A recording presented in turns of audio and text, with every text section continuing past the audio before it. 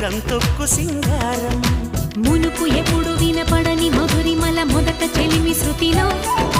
వలపు తలపులకు తలుపు తెరిచి శివమెత్తే గటిలో